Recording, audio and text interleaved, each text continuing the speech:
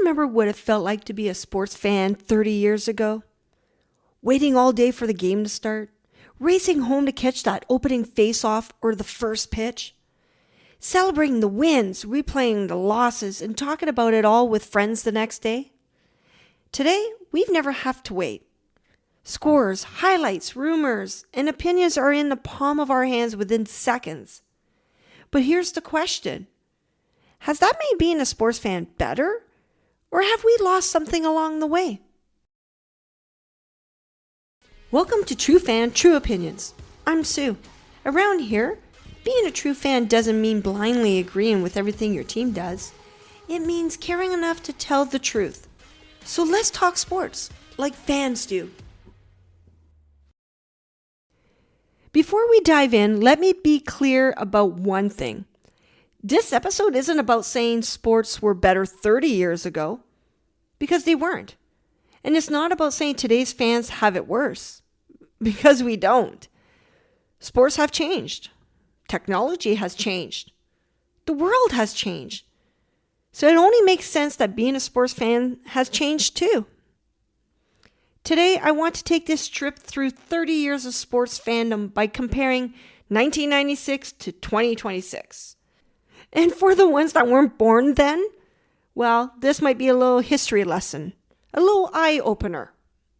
We'll talk about how we watch games, how we followed our teams, how we celebrated championships, even how we argued about sports, and whether all these changes have actually made us better fans, or simply different ones.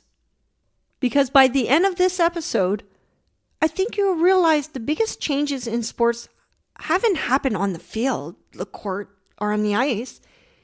They've happened in the stands, on our couches, in all of us as fans. So let's get into it. Okay, first, let's talk about how we watch sports. And this has changed so much. So back then, 1996-ish, the games were scheduled around airtime, right? They were scheduled specific days, specific times. A lot of us suffered through local regional blackouts. Remember that? And if your favorite team was not from your state, province, city, whatnot, well, good luck watching it live. You watch full games live in your living room or in bars. Remember the VCR?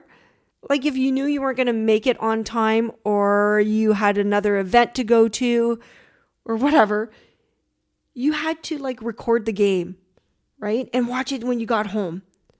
And then do you remember waiting for sports highlights at 11 o'clock news, right? Because you missed a game. Either you were working, you were out, whatever.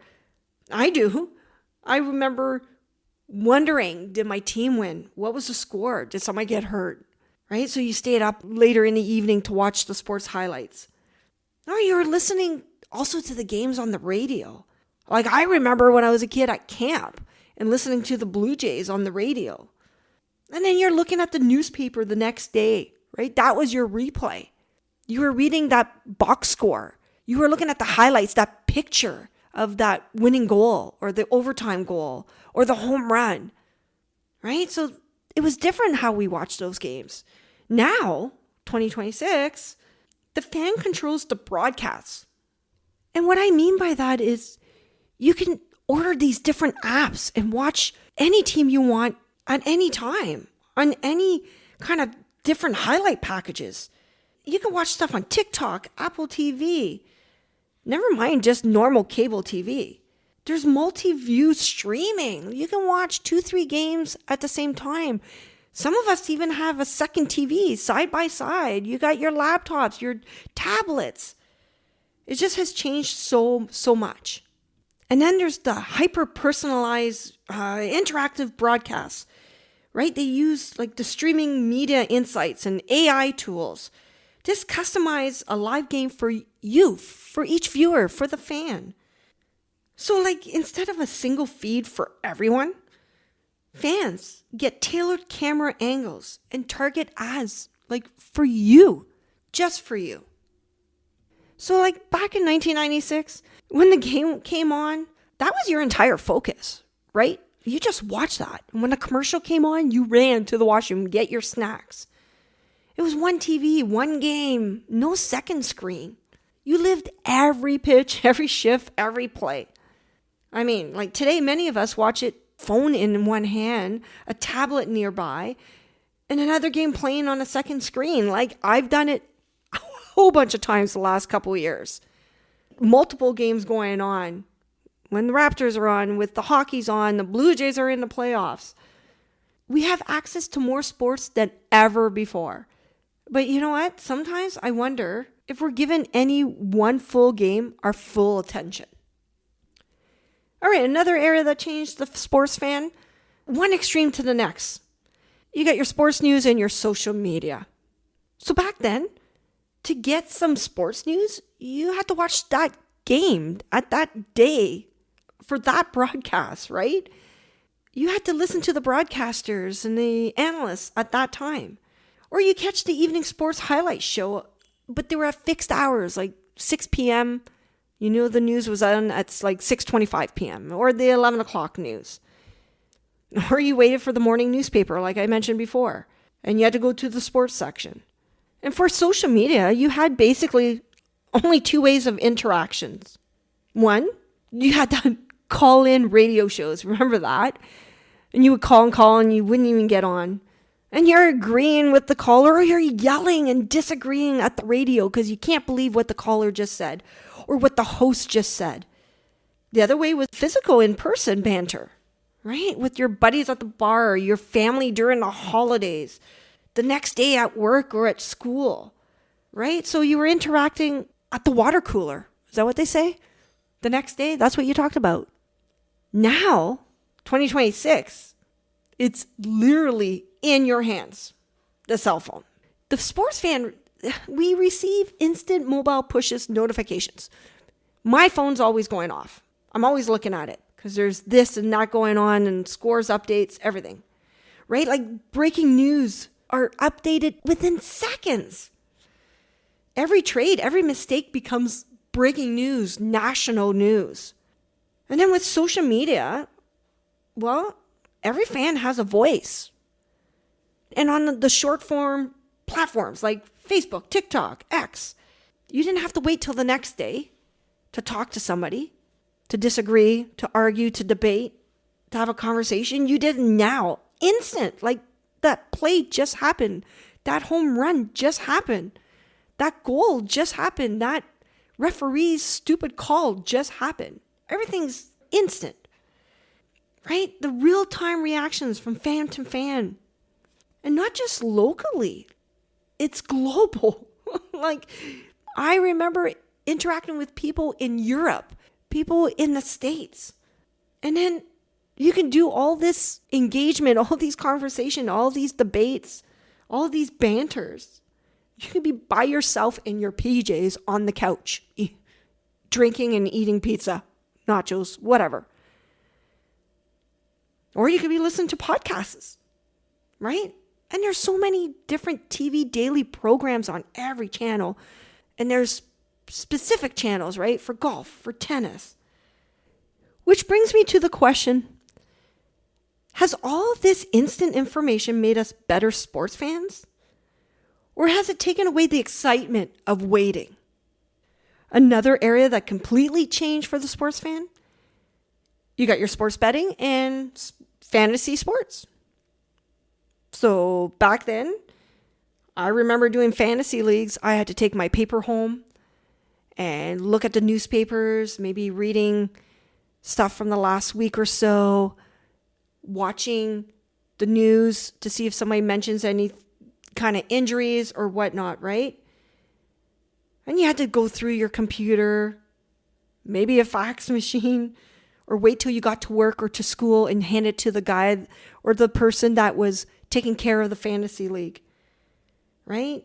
I remember calculating like my stats on paper and going back through if my magazines or newspapers, like I said.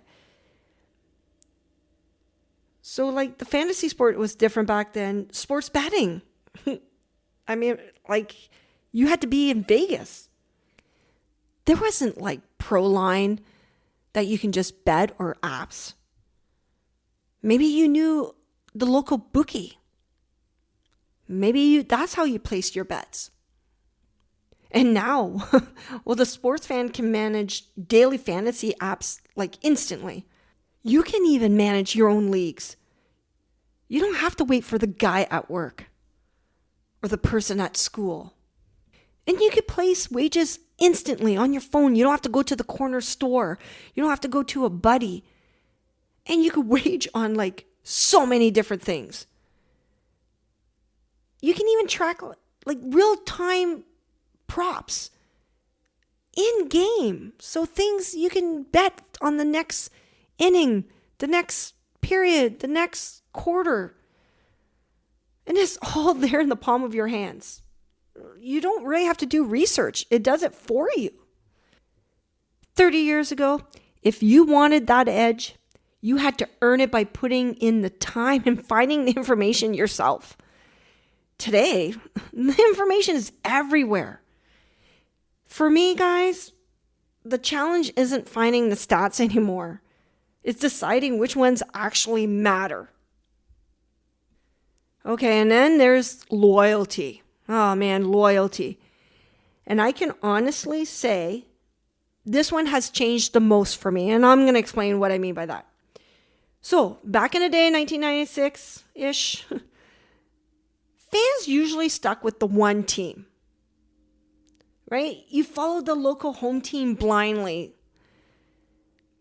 And then loyalty passed down from family, generation to generation. Your team was like religion. And then 2026. Now, I do believe there are sports fans that still ride and die with their teams, like I do with the Blue Jays. But fan loyalty has changed more by following players and not so much for teams. And I'm going to explain why I say that. Well, I think it's a lot easier to follow individual players and not just the teams than you did back in the day. The players are more visible, right? They're more out there. When back then it was the team and maybe a couple superstars. Now you kind of know a little bit of everybody. And you follow them through juniors and college, so you have a little bit more of a rapport with the players. So with the players and the athletes switching teams more often, so does the loyalty of the sports fan. We tend to change teams a little bit more. And I said I can relate because I'm a big sports fan. But if I look at hockey, 1996, I liked my two teams and that was it. And now the last 10, 15 years, especially the last couple years, I've liked different hockey teams because of certain players, because I saw them in juniors, I've seen them at the Olympics, and I just tend to follow them with their teams. No, not the Blue Jays.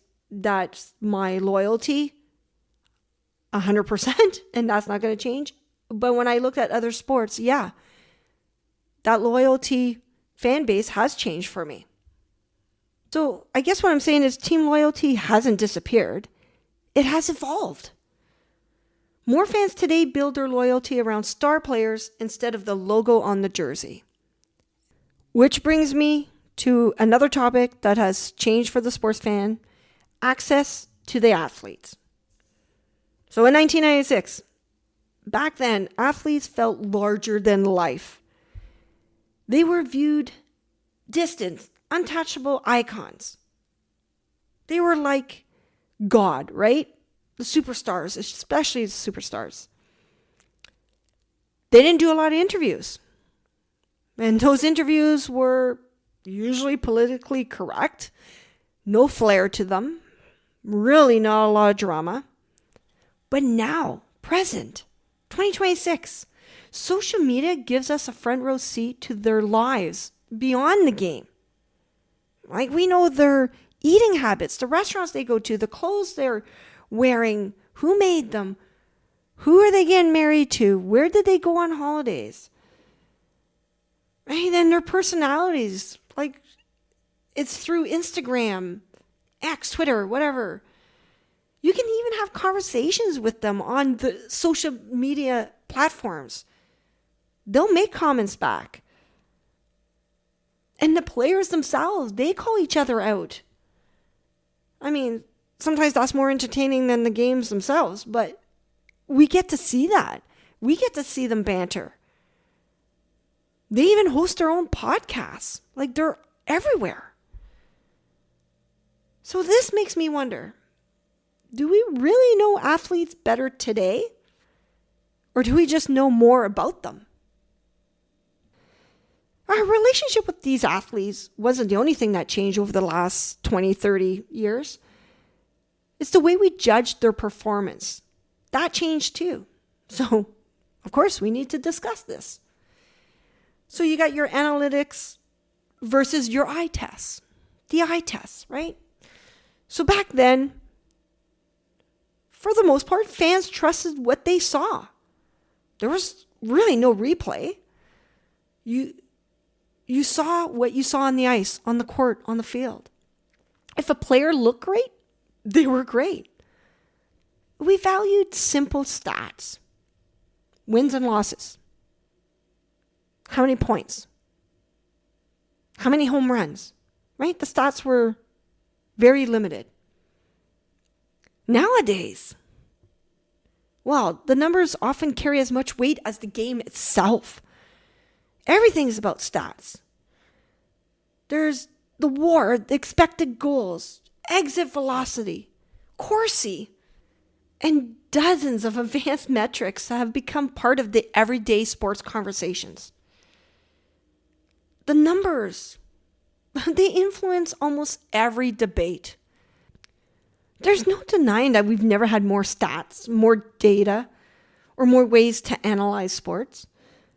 But sometimes I do wonder, have we lost a little of the emotion that made us fans in the first place? Because stats explain the game, but emotion is what makes us remember the game. So analytics change how we understand sports, and technology changed how we experience the games. So let's talk about that. Back in 1996, technology played a much smaller role in sports, right? Fans accepted the referees or the umpire's decisions, even when it was wrong. Yelled at the TV, but it was what it was. Because the replays, they were limited. Broadcasts were much simpler. Usually the games only had the one angle, so you can only see it that one time. And watching the game just meant trusting what happened in real time. And now, technology is part of almost every sport. You got your instant replay, your VAR, there's goal line technology, the Hawkeye view, drones, you got your strike zone graphics, advanced camera angles, streaming, real-time stats that they'll just pop on the TV, right? And when you're watching the baseball games on Apple TV, they're telling you the next pitch that maybe that hitter has 12% of hitting a home run on that ball that the pitcher is going to throw. And those stats have made the games more accurate. And you're giving the fans more information than ever before. So the sports fan has changed, right? Because today we don't just watch the game. We analyze every angle right alongside the officials. We're all referees. We're all umps. And why? Because it's right there at so many different angles, so many different replays. So friends, we can agree, right? Technology has changed sports forever. But I want you guys to think about this, and I want to hear some comments. I want some feedback. I want to know, would you trade it all just to relive one unforgettable moment exactly as we did back then? All right, so we talked about how the fan experience has changed over the last 30 years. But after all these changes, there's even a bigger question. How have they changed us as sports fans? So let's end this discussion with two questions every sports fan should ask themselves. One, have our expectations changed? And two, have we become a little bit more toxic along the way? The sports fans' expectations from the 90s to now. Well, back in 1996, being a fan meant having patience. Teams had time to rebuild. Young players had time to develop. Coaches weren't on the hot seat after every losing streak. And one bad game didn't define an entire season. We always just believe we'll get them the next game. Oh yeah, sure, we complain. Fans complain. We've always done that. But I think we just had a little bit more understanding that success takes time. It's not just overnight. It's not just one season or two. And you fast forward to now, 2026, everything feels immediate. Like, God forbid if your team loses 5 in a row, never mind just 3 in a row. People are calling for the coach to be fired. They're doing that after a bad decision.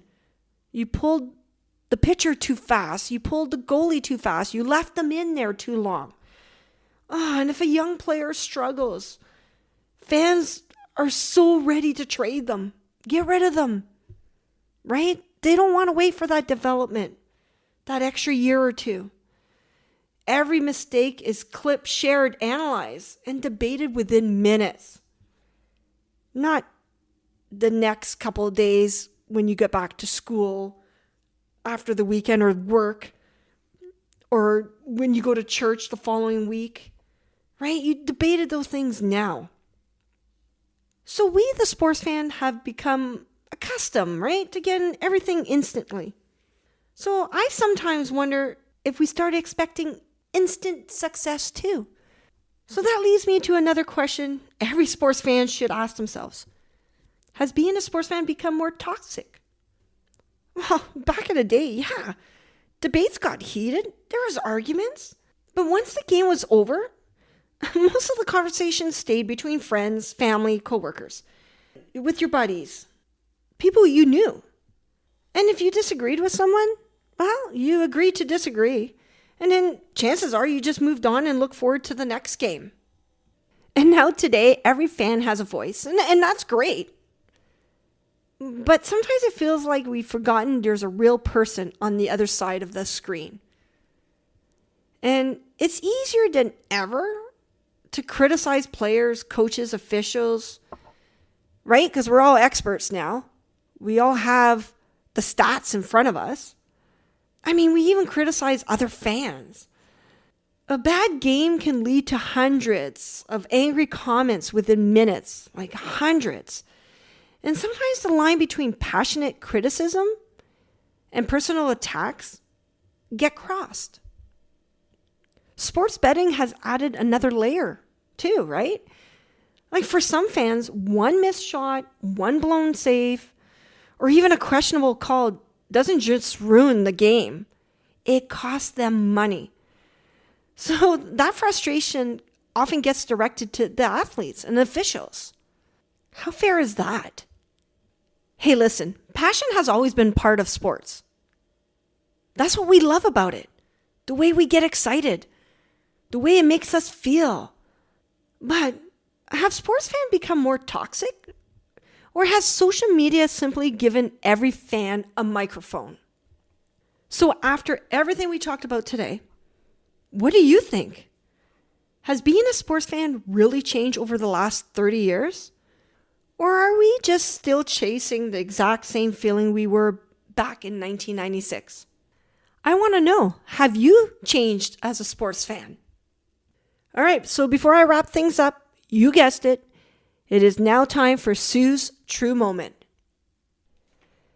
Throughout this episode, we've talked about how being a sports fan has changed over the past 30 years.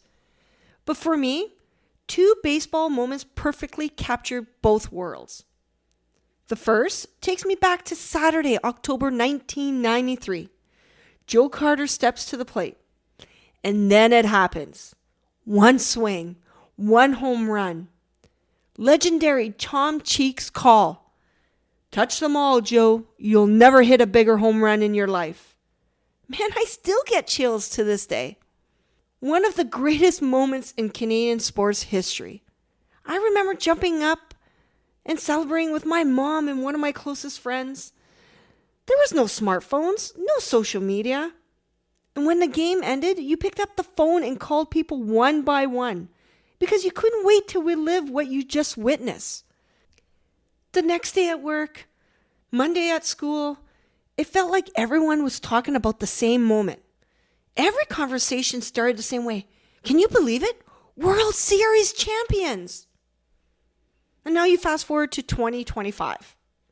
Game 7 of the American League Championship Series. You know what I'm talking about. You can see it. George Springer comes to the plate and crushes a go-ahead 3-run home run in the 7th inning, sending the Blue Jays back to the World Series. The celebration was just as real. The excitement was just as powerful.